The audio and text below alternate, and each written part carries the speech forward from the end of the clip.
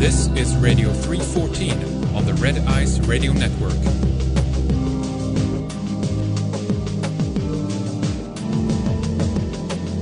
Welcome back to Radio 314. This is Lana.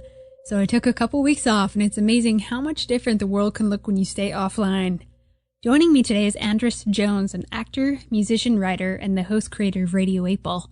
Best known in film circles for his role in Nightmare on Elm Street 4, Jones has also toured extensively as a musician in support of his band The Previous. His first book, Accidental Initiations, In the Kabbalistic Tree of Olympia, was published by Sync Book Press in 2012. Radio 8 Ball is a musical show where questions are answered by randomly selecting songs and interpreting them as the answers like musical tarot cards. And today we'll play that game. Jones splits his time between Olympia and Los Angeles. Hello and welcome, Andras. How are you today? Very good. Thanks for having me on, Lana. Well, I know you've said this about 1,000 times before, but for those who don't know about your show, Radio 8 Ball, can you tell us what it is and when and how it came to be?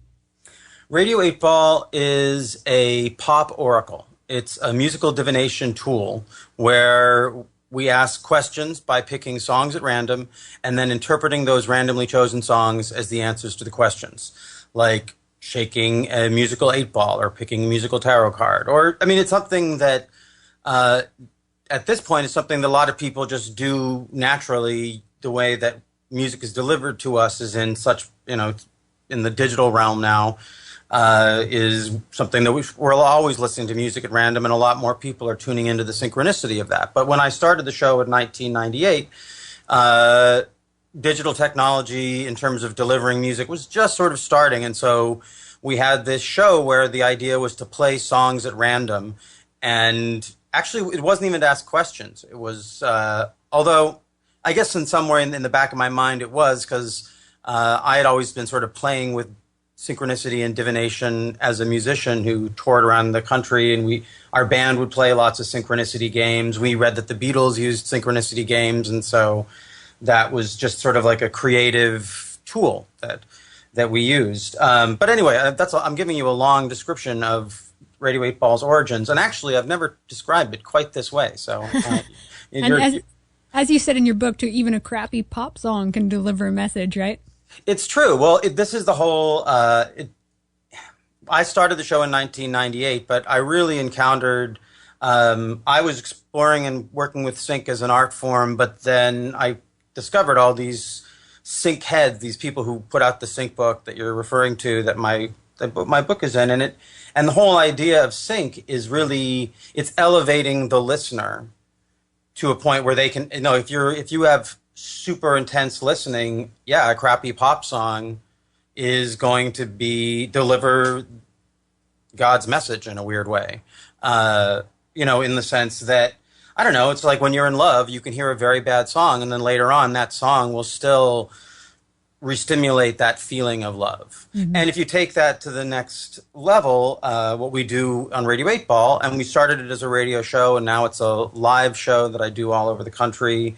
And we can get into discussing it more, but in a way I kind of want to just demonstrate it. We talked about doing a little musical divination to start this, and I have on the Radio 8 Ball website I've created a finite pop oracle that is 78 songs to correspond with the 78 tarot cards. Most of the songs are songs that were either recorded on Radio 8 Ball, other artists, or my songs were artists who have been on Radio 8 Ball, and in some cases, some classics who maybe I've worked with or I just felt like had to be in the tarot deck at the time when I made this. And sometimes when I listen to it now, I think, how could I think that card was the Prince of Discs? But anyway, that's what we'll get. So I was thinking you should ask a question. Yeah, I've got a question. You do have a question? Yes, okay, I do. You have one prepared. Excellent. It's not anything personal, but it's going to be, for humanity. Let's go for that. Okay, but, it's always personal. If you're asking... That's true. It's always personal. So just to let you know, it's as a warning. Alrighty. Well, okay. Let's give it a try. My question is, are archons controlling humanity? Are archons controlling humanity? That's right. Oh, wow. Okay. you are going to, I don't know if you'll enjoy this. This is our answer.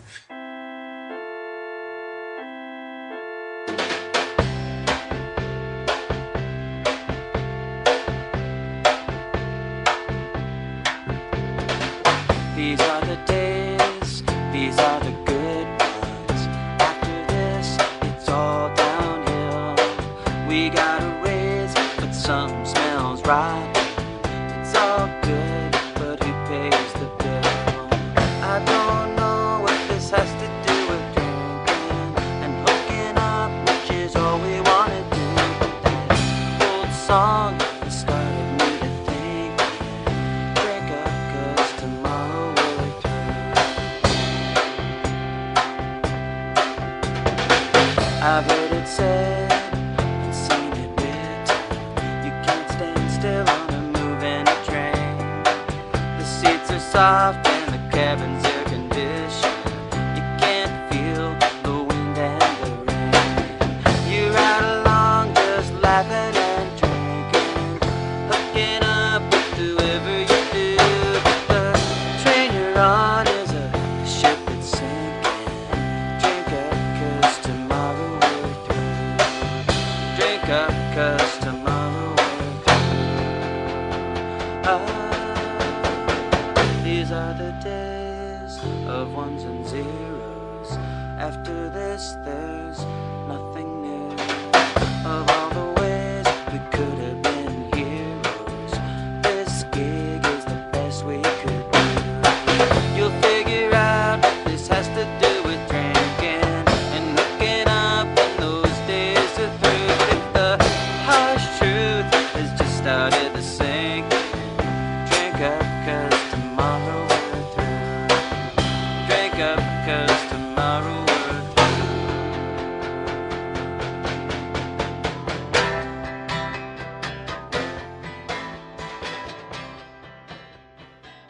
Wow. Well, that was Drink Up, Tomorrow We're Through with me and a local Olympia band called the Monoreels that at that time featured one of our local greats, John Merrithew of the Noses, and a band called C Average. I think he was on the keyboards, Chad Austinson on drums, Peter David Connolly on what the hell was Peter on? I don't know. Maybe it was John Merrithew on the drums. At any rate, I was playing bass, and that was a song that I initially wrote for an artist named Willie Wisely, who put it out on his record. But this was my version, and his version's pretty pop and apocalyptic pop. But this is the real slit your wrist version. Oh yeah. What year was this? That would have been, I think, got to be 2003, 2004. Written 2000. Actually, more like 2002, probably 2002. So beginning of the Bush era, of the second Bush era, and the Persian Gulf War, and just sort of in the midst of the apocalyptic maelstrom from Y2K to 2012. But your question was about whether archons are controlling humanity. Yeah. And you'll have to explain your question to me so that I can help you interpret it. I think I know because there's a cat from the Sync crowd named Mark Lesperance. Mark. Oh, Alan's going to kill me. My brain's totally going out here. Mark LeClaire. That's what it is. Sorry, Alan. Edit that out. And he talks about archons, but I need to know more. Sure. Yeah. Archons are basically, David Icke also talks about them. A lot of people interpret it a little differently, but interdimensional species that are basically feeding on the human race, feeding on our energy. So we're like their farm, and they're the ones that are actually behind the scenes controlling things. And that is one of the reasons why the world is in such a mess. Well, it's interesting. I had a friend who was a pretty energetically savvy cat, and he had this whole theory about smoking marijuana, that every time there was something about the crystals that were in marijuana, that every time you smoked it, you engaged some sort of some kind of portal. You opened up some sort of crystal portal rift, and there were these guardians of this rift who were there to sort of harvest that, or if you were conscious of it, to sort of bargain with you. So like the energetic positivist in me would say that, I was going to say that you can work with, the only reason that these things take advantage of us is because we're unconscious and unaware. That's right. And that's one of the things I was getting from the song. They're laughing and drinking and they have no idea that the ship is sinking, right? Right. Exactly. Yeah. I mean, in a way, it's like, if you're going to be harvested by a thing that you can only, you have to be really broad-minded to actually believe in it. If you're being harvested by something that's that far out of the realm of your experience, why not just enjoy it? Why attribute a malevolence to it? That, in the way the question is like, are they controlling humanity? You don't know. Maybe they're helping us. In a way, it's like, if I was harvesting something, I would probably take care of it better than I see humanity generally taking care of itself. I don't know. I don't think they want their food source eating genetically modified organisms, but we've got a lot of those going on. I know what's going on with that. And of course, there's the Jungian perspective as well, right? That this is all in your mind, like you were talking about the unconscious parts of yourself, unrealized, the ways that you get yourself into the hot spots. You're needing to work out your dark spots. Yeah. And, I guess, but to me, the song really is about surrendering to your fate. I remember I wrote the song on the day that I wrote the initial sketch of the song that this is before Willie and I really worked on it and wrote it together. But I wrote the initial sketch for it, which is what you just heard, on the day that we declared that Congress gave George W. the go-ahead to invade Iraq. So it really is about like, okay, well, you get, sort of like at that point in my life, I knew that I had no say in and I knew that things were kind of a sham. And at the same time, I did get very passionate about that. I was out in the streets. I was very passionate and thinking, maybe we could change that, coming out of the enthusiasm that came out of WTO and all of that, and the rage that came out of the election of 2000.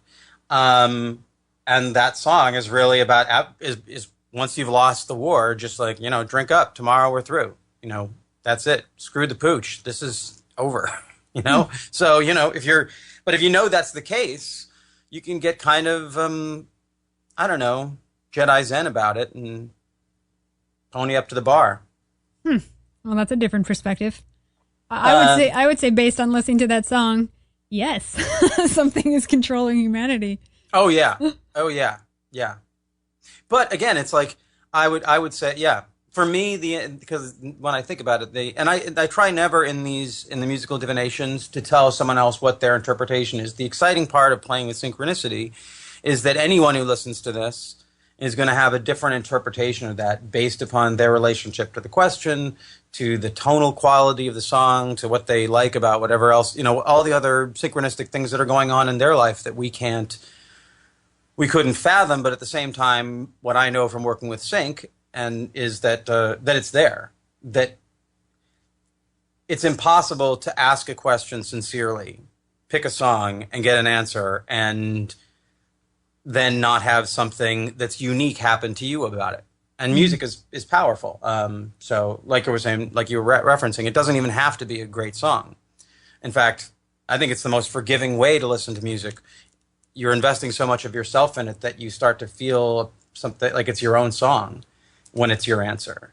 And to be able to communicate that as a songwriter into people, some people who are non-songwriters, don't have the experience of writing their own song, but can have the experience of owning the songs they love and really owning them, because the question makes the song in the realm of Radio 8 Ball, just like the viewer makes the film in the realm of sync film watching.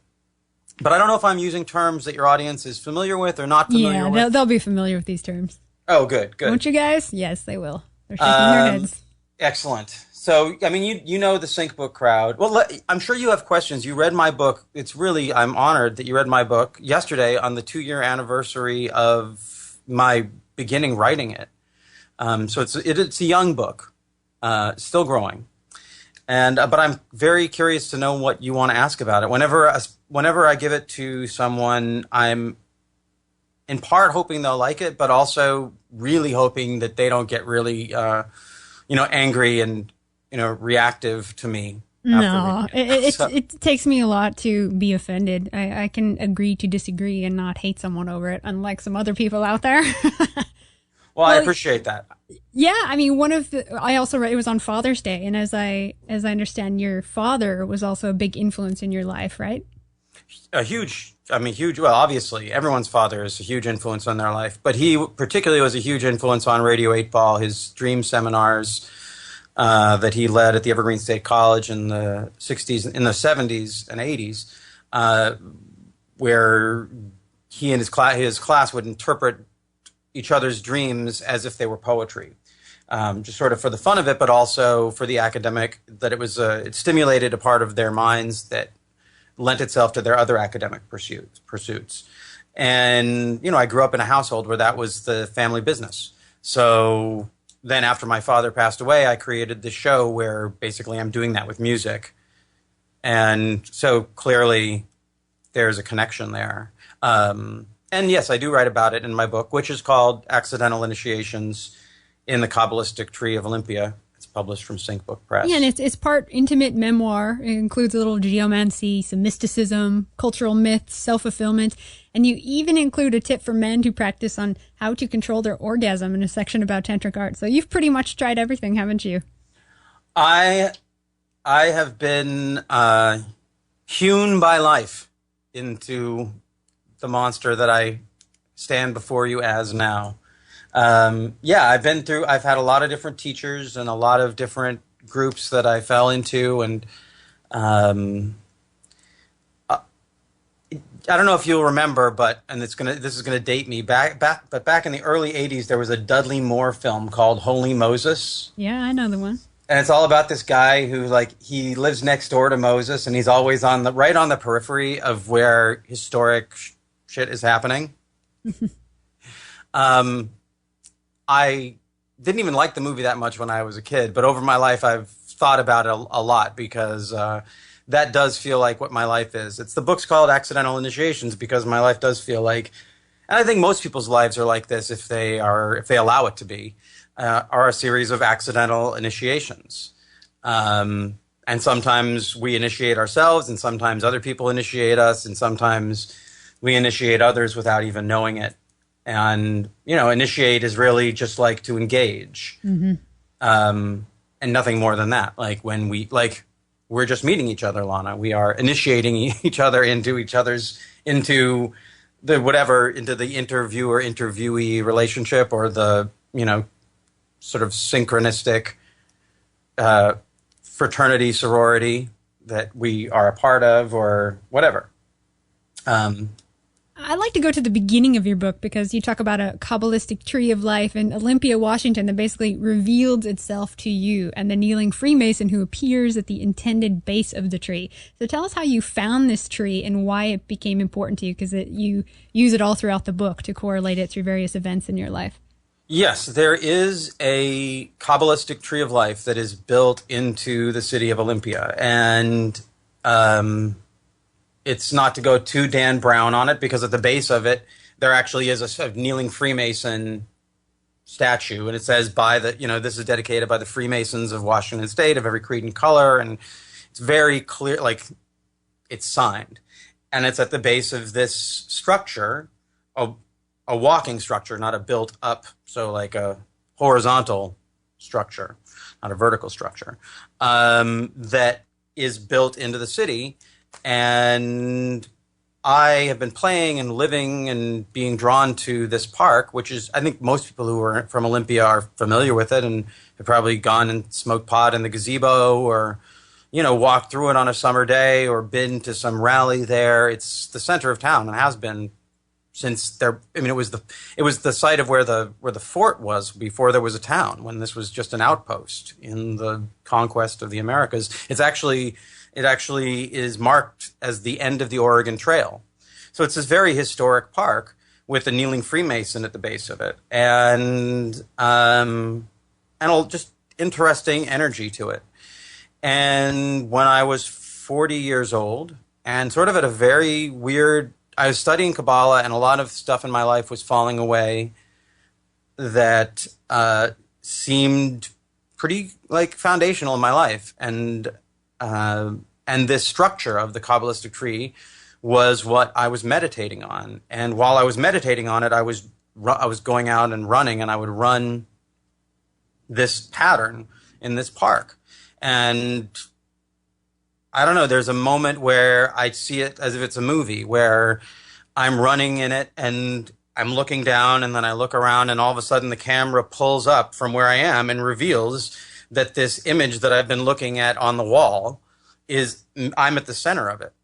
And all of a sudden, and I'm in this Kabbalah class with all these sort of new agey kind of people, and they're all supposed to draw Kabbalistic trees, and they're making them out of gemstones and different things like that. And I'm feeling kind of like all I want to do is go out and run this stuff. I don't know why I want to run it. It's like I wanted to sing it but I wasn't playing rock and roll. I would have sung it if I still had a band, but I just felt like I wanted to run it. I would want to run it. And then all of a sudden, this camera of my mind pulls back, and I see myself. I've got the coolest Kabbalistic tree of life ever. It's encoded with every aspect of my life. My babyhood, I have memories there. My childhood, there's aspects of my life all over it. So there's this Kabbalistic tree of life that, and it's bloody as hell in a lot of ways.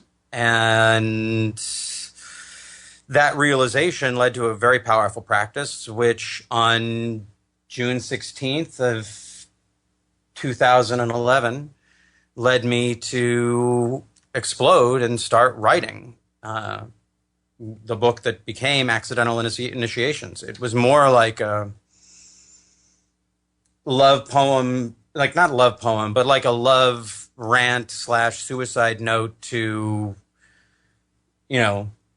people who would be born after I was dead from old age. It was just like, just just an impassioned explosion. And then these crazy synchronicities started happening. And the guy, Alan Abadessa Green from Sync Book Press, was introduced to me by Douglas Bowles just through the internet, and was sold. He was writing this book, putting out this book called Sync Book Volume 1, Sync Book, just Sync Book. And did I have a chapter? And I'm a musician, I'm an actor, I'm a producer of Radio 8 Ball. I've done some freelance journalism, but no one ever calls me to write anything. So the fact that this guy was calling me to write a chapter for a book called The Sync Book right after I'd had this incredible awakening inside the tree. I should say about June 15th, it was a full moon and a total eclipse, and it was the full moon before the solstice. It was a powerful, really powerful night. And powerful nights in these powerful items, you go hang out at the pyramids at Giza at the right time, and you don't need to take any medicine whatsoever, and the same applies to this. But in this case, I'll be honest, I had taken some of the Terence McKenna, and so it resulted in this explosion, which was felt within the Sync community and drew me into the Sync community. And it was strange because I was the last writer, maybe one or two writers to be included in Sync Book. So Alan had been working on it for a long time, but pretty much I sent it to him, and a few weeks later he was in Olympia with a copy of the book. So I was like the last guy on the elevator. And there I was, a published writer, and literally I had just gotten fired from a job. My life was horrible. It's not that much better now, but it's a million times better because I found this community of the Sync crowd that has the kind of creative listening that I've always been writing and creating my art for. And at any rate, so I took Alan on the walk through this tree, and he told me, I told him I was writing about it. He said, well, if you finish the book, we're thinking about starting a publishing house. And if you finish it and it's good, we'll put it out. Yeah, I thought that your book was basically you're trying to map your own walking the tree of life, all the different phases and all the different correlations. So do you think everyone is going through a sort of ritual drama unconsciously walking the tree of life? Absolutely. I think everyone is, until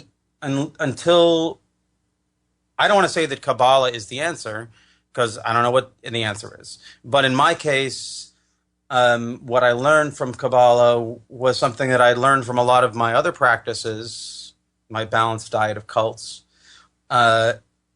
is that there are these energy centers and you can get stuck in them.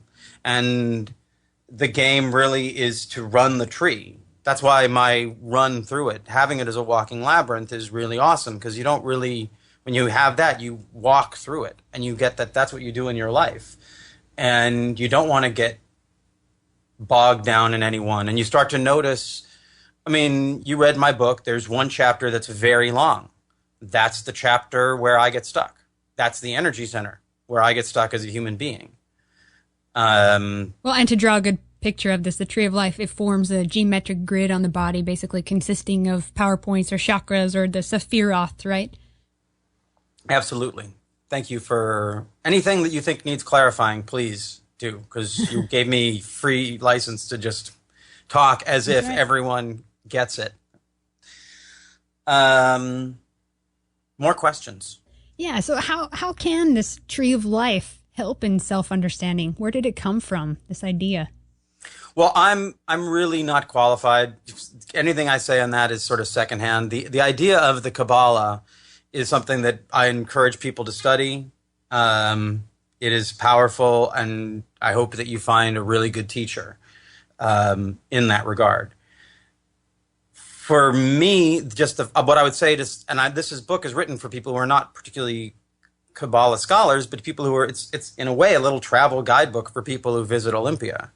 There's this Kabbalistic tree of life. Here I'm going to lay it out. This is what happened to me when I lived around it. It's very powerful. Go for a walk in it and see what happens. It is a map of consciousness, and it's very well balanced, and it exists. And so why not use it? Again, if you happen to grow up next to one of the pyramids that, create a supposed network on the earth that predates modern civilization, well, then you're lucky to be able to participate in that. Mm-hmm. And you should use it. Just like if you're next to a waterfall, use it. These are consciously made items left behind as artwork. And what's very interesting about the Kabbalistic Tree of Olympia is that it's not like it's this ancient thing that was placed there to be the Kabbalistic Tree of Life, and then it just sort of happens to be there. Over the last ever since 1976, since the bicentennial, there have been additions to the park, little improvements, little tweaks here and there, and each one has brought this particular walking labyrinth more in alignment with the Kabbalistic Tree of Life than it was before. And very much so after the millennium, when they built in a big mound right where, I'm going to get Kabbalah-y on you, where Chokmah is, and a swirl, a sort of a yin swirl, Fibonacci swirl, where Bina would be. And they are the Sephirot that bookend or bridge the abyss, Da'at. And, one is the sort of masculine swirl, and one is the feminine, and they're above, one is at the top of the masculine pillar in the Tree of Life, and one is above the feminine pillar. And that's just been put in since 2000. And so one of the things, I'm not interested in detective work. So I'm kind of curious for someone else to be a detective and figure out if this is intentional. But my feeling is, if it's not intentional, then life is so much more magical than I even want to begin to fathom. That it's easier to think that like someone's, keeping this going. Well, in your book, you say, I'm going to read a little section. Welcome to the world of 21st century geomancy, as prophesied by art activist and former Evergreen professor Jose Arguelles in his 1988 book, Earth Ascending. We are realigning with the sacred artifacts of our Earth-wise ancestors. In doing so, we are bringing these artifacts to life and ourselves into alignment with their energies. Absolutely. God, it's not bad. It's not bad.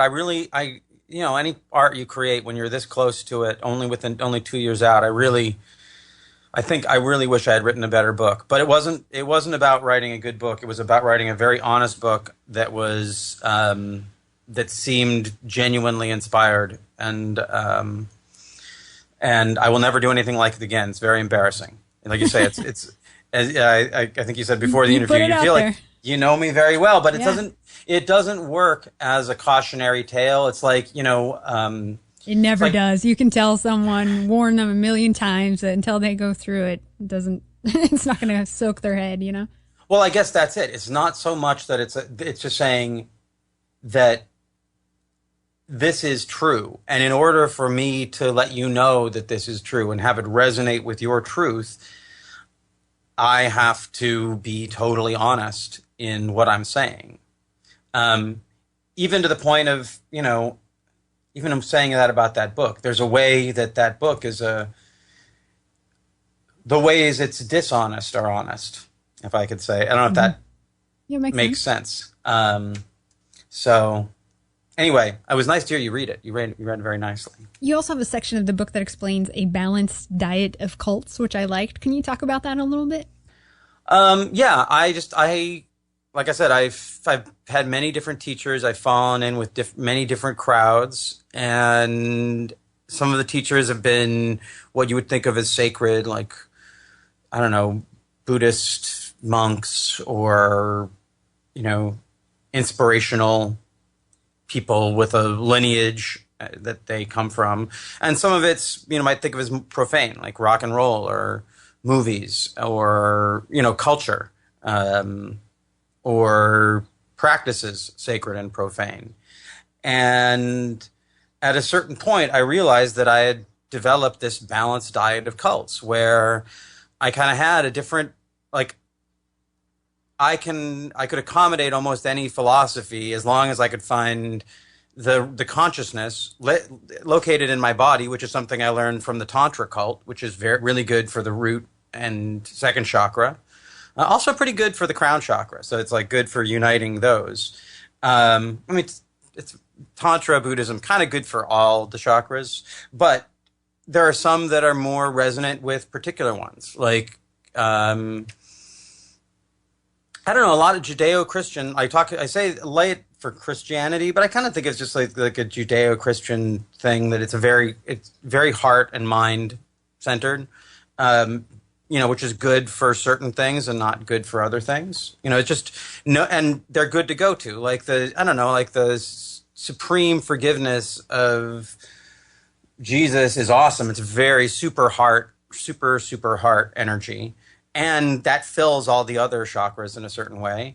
But what Christianity also resonates and is attracted to itself is a lot of body haters, and so that's not really great if you want to have an intimate relationship with another human being, unless it really is that pure heart thing. But that pure, you have to take, as a synchromistic, you have to take things as they are. And the truth is that the whole Judeo-Christian thing has so much, it's just got so much blood on it. I mean, all these religions do, but the particular kind of, I don't know, just awful sex-hating,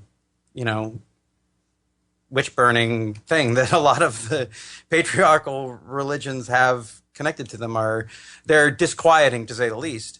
But they're around us, so you take what you can from it and leave the rest. Sort of a thing that I learned as an actor. Use whatever you can to do the role that's in front of you. And sometimes I can, it's great. It's my job to be really humble, and I can use the philosophy that gets me there.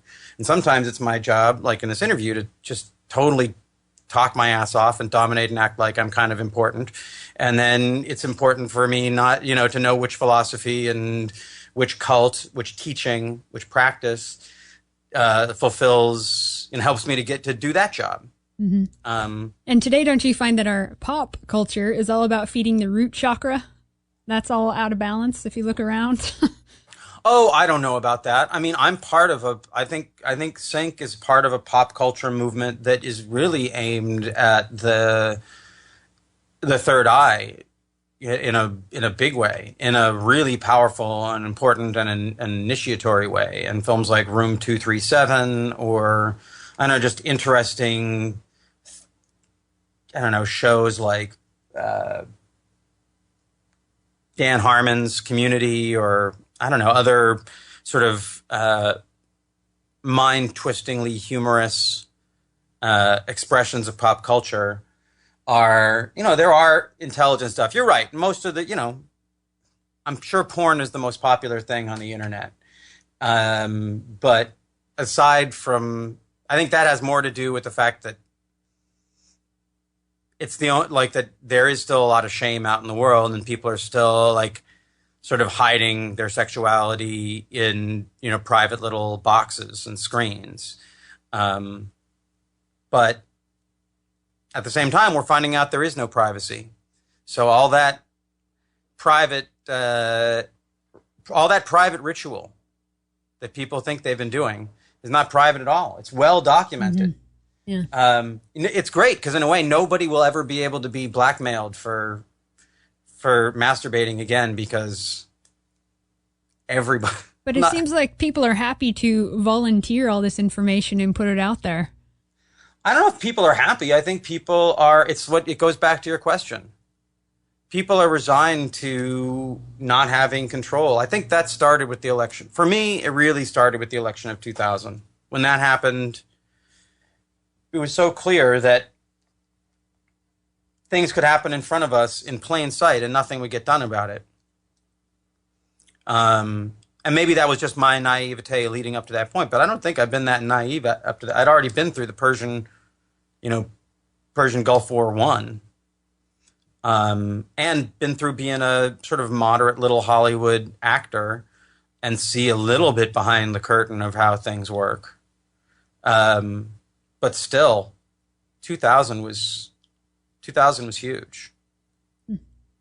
I don't know if it was for you. I feel like it was. I think it was a big turning point for the country. But I've waded away from my book and out of my expertise. No, it's okay. I wanted to ask you though: have you analyzed or interpreted the films you've acted in? Well, any syncs or messages? I'm really glad you asked that, because I always had a sense that there was something going on there, but I didn't know what it was. And then Will Morgan, who is one of the characters from the Sync book who I met, he interviewed me for a show called 42 Minutes that he does with Douglas Bowles on Sync Book Radio. And he got kind of obsessed with finding the syncs in my films. And what he's done over the last year, well, first of all, he made a film called Psychocinematic Analysis that connected the syncs of my being in Nightmare on Elm Street, The Dream Master, with my father's work about dreams, and that connecting to Radio 8 Ball and my work with Radio 8 Ball. And other weird syncs like my working with Viggo Mortensen, and sort of that's one of my Holy Moses things. I got Viggo as agent. We worked on this crappy little B movie. I don't know who Viggo, if you know who Viggo is. He's King Aragorn in Lord of the Rings, and David Cronenberg's sort of the Robert De Niro to David Cronenberg's Martin Scorsese. Forgive me if I get a little bit movie heavy on this. No, it's all right. Again, let me know if I need to, explain anything. But so he honed in on that, and that was it was this weird, rough work. It felt like, as I said at the time, it felt sort of like having your brain operated on while you're awake. In the way, and it did sort of rewire my brain in some certain ways and make me see syncs in my films in a very personal way that I had always kind of suspected, but it takes someone else to show it to you, because it would really be, I don't know. I mean, I wouldn't even know how to go about trying to explain that to someone, and Will did. And then he and I started to work on films about other actors, with me narrating and sort of helping out a little bit with the writing, and him creating films for different actors. And I'd already experimented with this with having Jake Kotza, who's probably been on this network as well, doing films for some of the actors who have been on Radio 8 Ball, like Seth Green and John C. Reilly and Radon Chong, and a lot of other people. And Patricia Arquette was another one. And now, having done that, Will has started on a series, really exploring these different themes of sync that show up in my films. And it's such a strange process working on this. In some ways, it's very pleasurable to my ego. In some ways, it's very challenging to my ego, because I feel like it's totally, I don't know, self-indulgent exercise, except that there's an artist who I really respect, Will, who finds this meaning in the sort of crappy films that I've been in, for the most part. I think most people who were involved in them would recognize that they're not great works of art or great works of cinema. They have moments of okayness, and they fit into whatever commercial thing that they fit into, but they're not expressing consciously the intensity that an artist like Will is picking up off of them. Mm-hmm. And in a way that goes back, it's just like, it doesn't have to be a good song to be a good answer. You don't have to be in great films to have a through line and a sync thread and a sort of these resonant themes that show up. That's the nature of film. Film captures these moments, and in some ways, particularly in bad films, because bad films don't have as much control over what ends up on tape. Mm-hmm. And when you leave room for the flaw, when it's like asking the question and pushing shuffle function, when you allow something to accidentally initiate a situation, synchronicity happens. And when synchronicity happens, you are out of the normal temporal situation. You're time traveling. Yeah, you called cinema a psychedelic medium in your book. Oh, absolutely. Absolutely. Well, it's full immersion. It changes it makes you think that you're in a dream.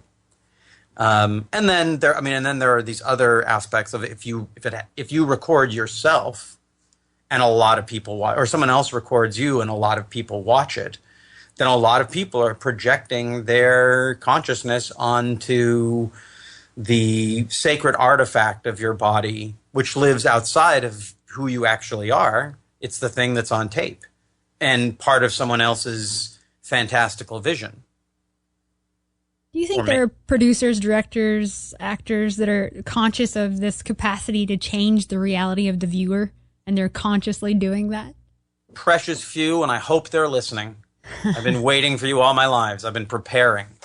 I think some do. I think I'll tell you, for myself, I couldn't have put this into words before encountering the sync community. And even if I could, I would never have dared utter them, because it would sound so delusional.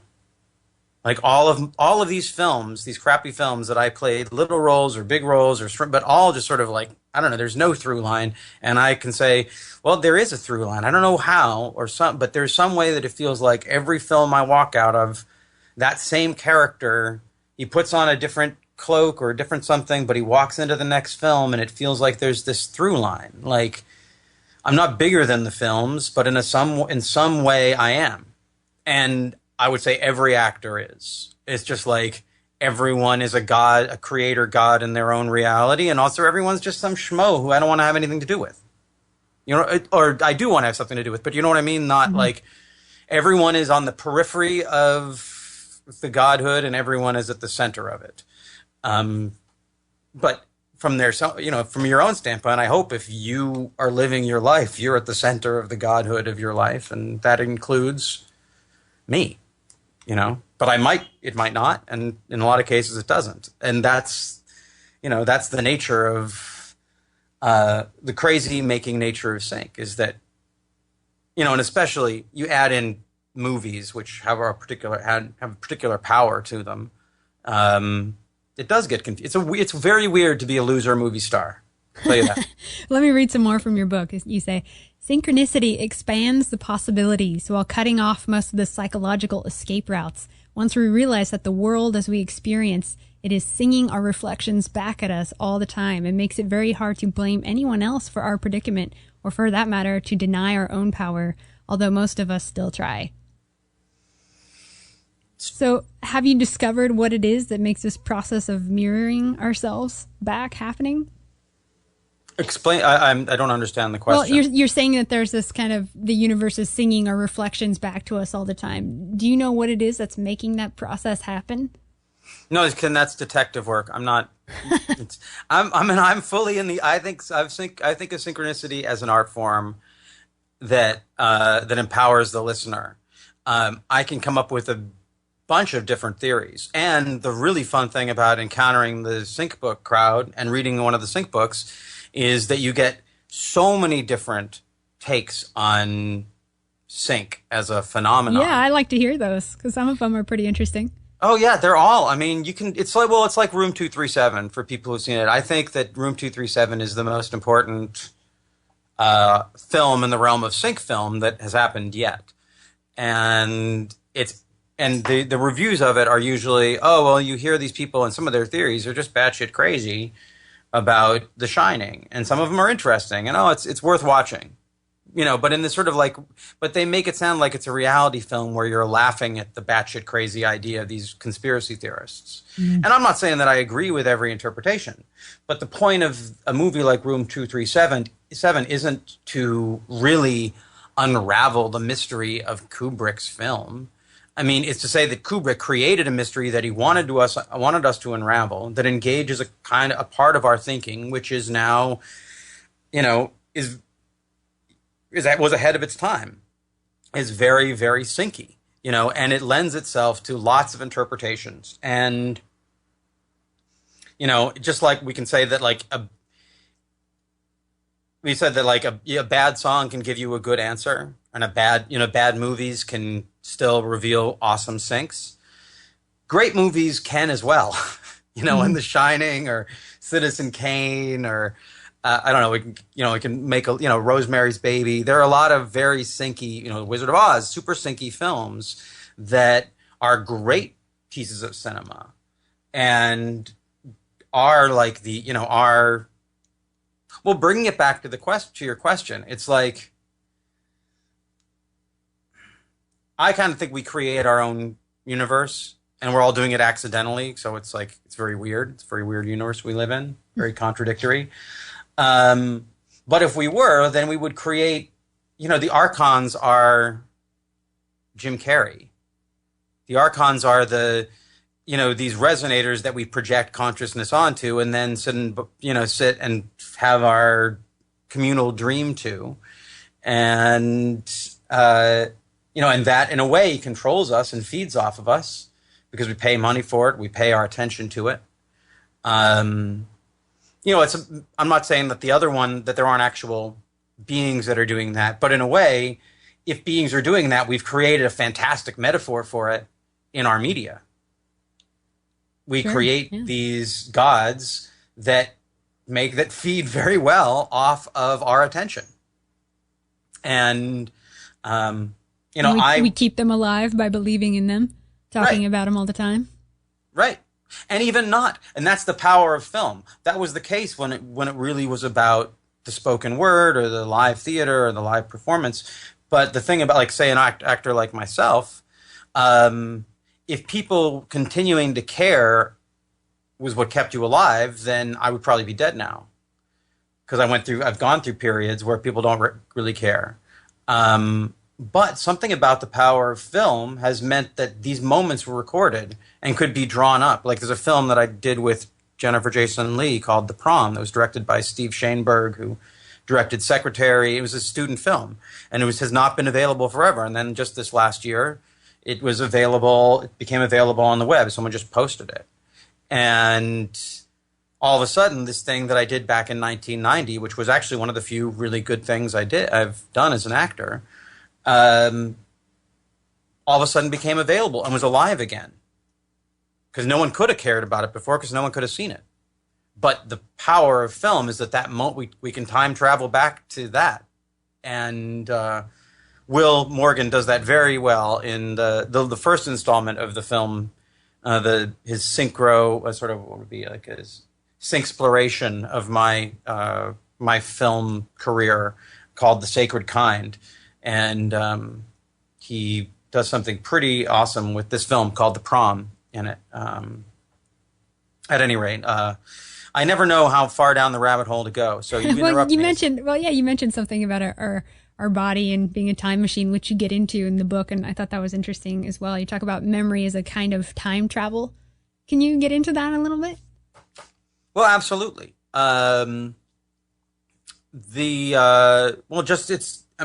knows this experience. You know, if you have this, you can draw up a memory that affects your body, and it is a real experience. And we have that capacity. You could look at that as like an underused capacity. I mean, we spend a lot of time looking at other people's memories or our communal memory on screen, and I think that probably saps our capacity. But even at low capacity, I think everyone who's ever lived knows what it's like to be transported back to another time. And it's fleeting. But it's sort of like would be the latent expression of what makes us dream of time travel. I mean, why do we dream of time travel? Because we have memory. If we didn't have memory, we wouldn't want to create time travel. Mm-hmm. We wouldn't fantasize about it, right? Because we'd be just in the constant now. True. And I'm not even sure if this is how I described it in my book, but it is sort of how I described it in my book, because I'm just exploding. It's really fun to talk with someone who's read the book. Yeah, because I liked how you talk about emotional work done at the level of memory has the capacity to change an individual's future, and I feel that as well. Absolutely. Explain, how does that resonate for you? Yeah, and then you say, well, by reintegrating whatever was lost in the undistinguished experience and allowing the time traveler to go forward as a slightly or radically different person. So for me, it thinks of times, I wish I redid that or said that different or did that experience different. If I do it in my head and I'm really convicted of it, it's like I've done the work. I know some people do meditation work and try and undo the past that way, try and unravel some of those kinks. I think it's possible. I think that's what a lot of artists are doing. I think that's in a lot of ways, art is a way of taking a situation where you were powerless, reclaiming it and owning it in a way, and being able to be the God creator at the center of it, and make it, even if it still doesn't go the way that you wanted it to, you get to tell it in the way that you want it heard, and that reclaims it. I think that's the artistic impulse.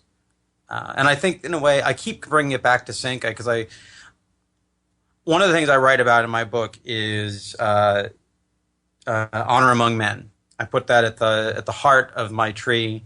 And one of the things that I really feel like, I end up here on this wonderful show as through the auspices of the Sync Book crowd, and I feel like I want to keep sort of tossing the ball back to them, because I do feel like the work they're doing and that we're doing in the realm of Sync is kind of taking this in a way that my father's dream seminars, taking the work that we're talking about going back and reintegrating painful memories or things like that, and healing and coming out the other side. I think probably you've had other people on your show who probably talk about that, and I've certainly encountered a lot of teachers who talk about that. But one of the things that my father was about, and Radio 8 Ball is about, and the Sync community is about, and just artists and art in general are about, is like, but it's fun. You know, that's one of the things that the healing aspect sometimes misses. And I think it misses it to its detriment, because I don't think you can heal as much working hard at it as you can having fun at it. Mm-hmm. And it's like what you're reading about, there's no escape routes in the realm of sync. Well, if you cut off all escape routes, so you're going to have to face the fact that you're an idiot on some level. Yeah, that same thing's going to keep hounding you until you just start cracking up. Okay, already. Right. But then have fun with it. Because, again, if you put it into the realm of these archetypes, okay, so you're the fool. Big deal. Great. That's one of the best cards in the, what our card was ruin. And we're both pretty good, sync surfers, so we didn't make that into something dreadful and horrible, but you could. But the Fool card, if that's who you are, if that's where you find yourself, that's like the best place to be. But a lot of us are very, it's one of the things that is the most frightening to most people, is to be the fool. Everyone wants to be Jim Carrey because they think he makes a lot of money. And he does. But no one really wants to be that guy. No one wants to be, or they would. Mm-hmm. I mean, it's hard to be that much of a goofball and always fall down, and do it gracefully. I'm sure he has his somber moments as well. Oh, yeah. Oh, I'm sure. But his job is to be that archetype for us. Mm-hmm. He does. Yeah. No, go on. What were you going to say? No. I was going to say. I just think he does. Yeah, he does the tears of a clown thing really well. He does it very well, and he's another guy. I feel like I'm my holy Moses. I'm on the periphery of him. The guy who directed Ace Ventura and Liar Liar is a director named Tom Shadyac, who your audience may be aware of because he did this great film called I Am, and he was my acting coach, and I write about him in the book Accidental Initiations. He was one of my big accidental initiators, and that was right before he went on to launch Jim Carrey into the stratosphere. And again, it's this thing of like, wow, it's just like a volcano like sprouting up right across from my apartment. Just like having the tree emerge in my life in accidental initiations. Is he the one who told you that our bodies can't tell the difference between a imagined experience and the real thing? Absolutely. Your reading comprehension is marvelous. I took notes. Yes, he is the one who said that. And he got that, I'm sure, from Sandy Meisner, or whoever taught him his Sanford-Meisner technique, which is what we were studying. And for those of you who are actors or are familiar with acting, the Sanford-Meisner technique is the ultimate in sync acting techniques, and it's part of what made me the great actor that I am not, because it made me have to leave Hollywood and do a lot of craziness that took me out of the game, but made me, from the outside of our temporal game. This is the thing I've been learning from Will Morgan's films, is that the life I'm leading now is still informing the films that I did back when I did them. Because again, that's the nature of film, is that they capture everything. And not just me, probably everyone in it are still affecting these films. And in a weird way, because they're bad and unseen, it's easier for us to affect them. I know that sounds so crazy. We live at like the sync crowd. We are like, it is this. I think sometimes I like to think of it as the beat poet, but it's crazier than that. And none of us are probably as good writers as that. But So are you pretty much every day looking out for syncs at this point? No, I take sync for granted. Every day it's more like I spend most of my day addressing the way that people have to deal with sync when they come into my orbit. Every time I call someone, they're like, "Oh, it's so weird. I was just thinking about, that's sort of what you focus on, you attract." And my connection to sync is very, very pure. It comes through my father, and it has come accidentally, and it's. So it might just be that I notice it all the time. I take it for granted. It's sort of like, do you live your day looking for air or, people. They're around. We live around air and people, and we live around sync. Actually, we are constantly syncing. And then occasionally, and more occasionally if you pay attention to it, you encounter other people who you get to recognize that with. Yeah. And there was a time Henrik and I were having a lot of food syncs for some reason. It was getting pretty ridiculous. Like anytime we'd sit down and watch something, if we were just eating something or about to have something, it was like it came up in the movie or the show for some reason.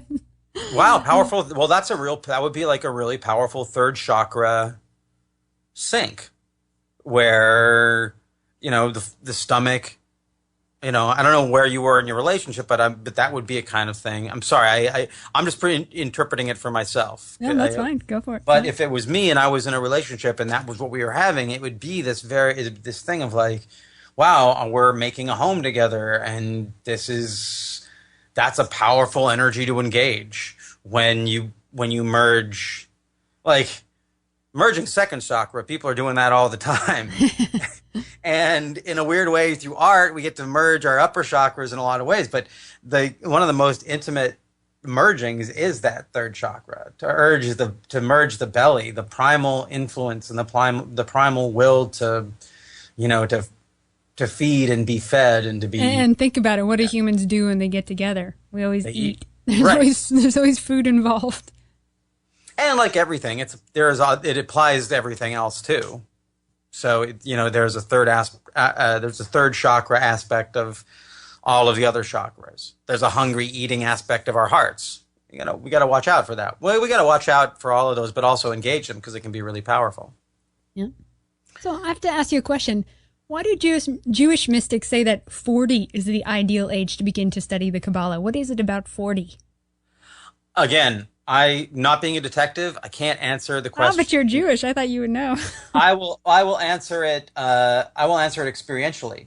Is that I, as a pretty non-practicing Jew, who grew up in a very non-Jewish town, found myself. But I've been very.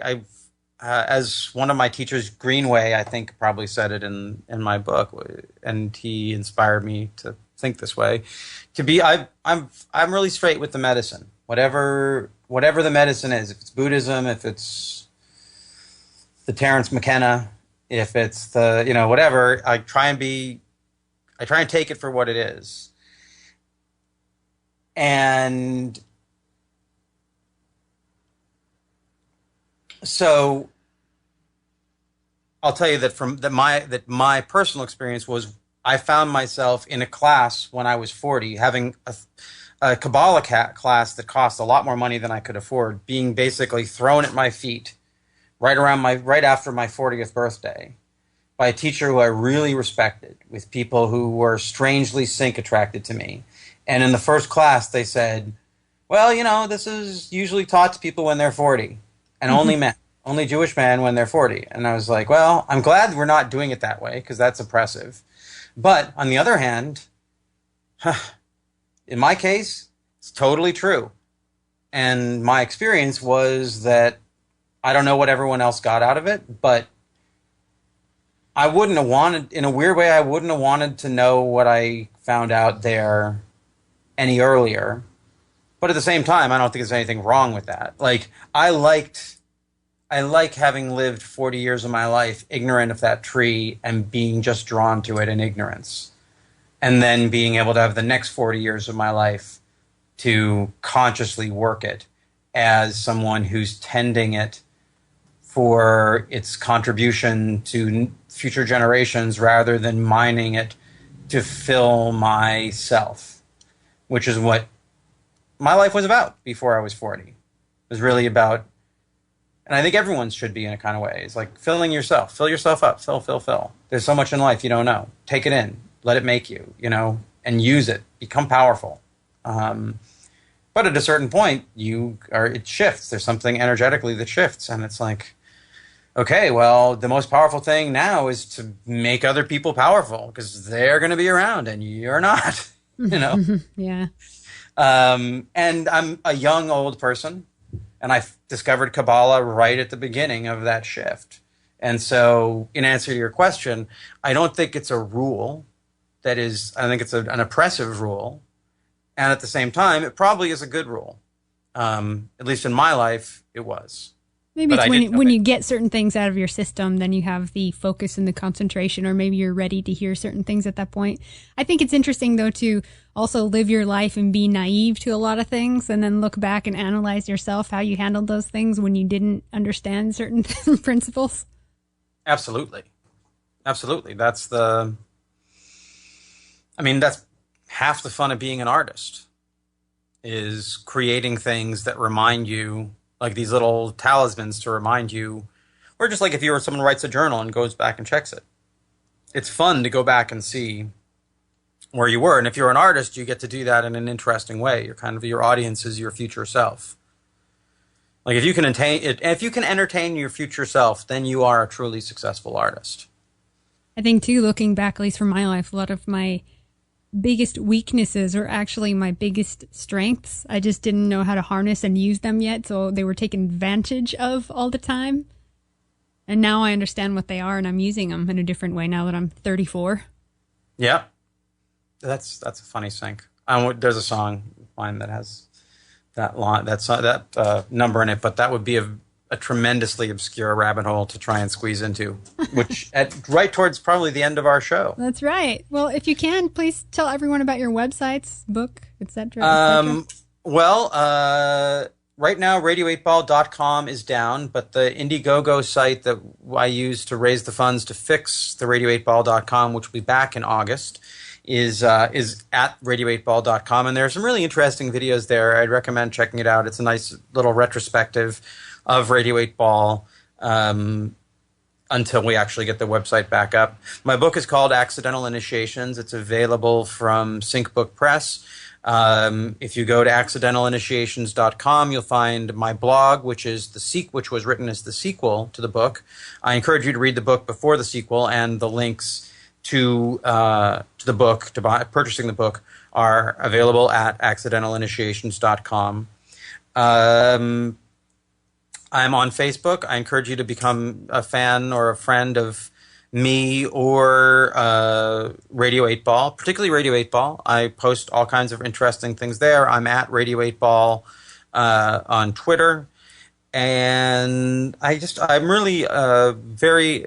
very honored to be on the show. And I also feel very, I know I just spewed and talked, but I figure that's what you got to do when you're being interviewed. But I do feel humbled by the invitation and by your attention to the book. And I wish we had 3 or 4 hours to talk about it, because I really would rather hear you talk about my book than hear me talk about my book. Well, thank you so much, Andras. I appreciate it. And to everyone listening, ask a question, randomly pull a song, see what you can find. Right, Andras? Absolutely. I do that, and come to Olympia and walk the tree. And fun, and honestly, if there's one point in my book, you don't have to. These are encoded. They're a reflection of our consciousness. You could probably find a walking labyrinth of a Kabbalistic tree of life somewhere near you. And if you can't, you can create. If you haven't, create one. Or come to Olympia and have some fun with the one that I found, because it's a blast, and I'd love to meet you. I thought about leaving everyone with a song called Olympia by Hole, but instead I decided to pick something called Tree Fingers by Radiohead, which was released in the year 2000, which I know you said the year 2000 was something for you. It also makes me think of Conan O'Brien's In the Year 2000 skits. Do you remember those? No, I'm sorry. I wish I could scat with you on that one. You threw it past me. All right. Okay, well, thanks for listening, everyone, and thank you, Andras. Thanks a lot.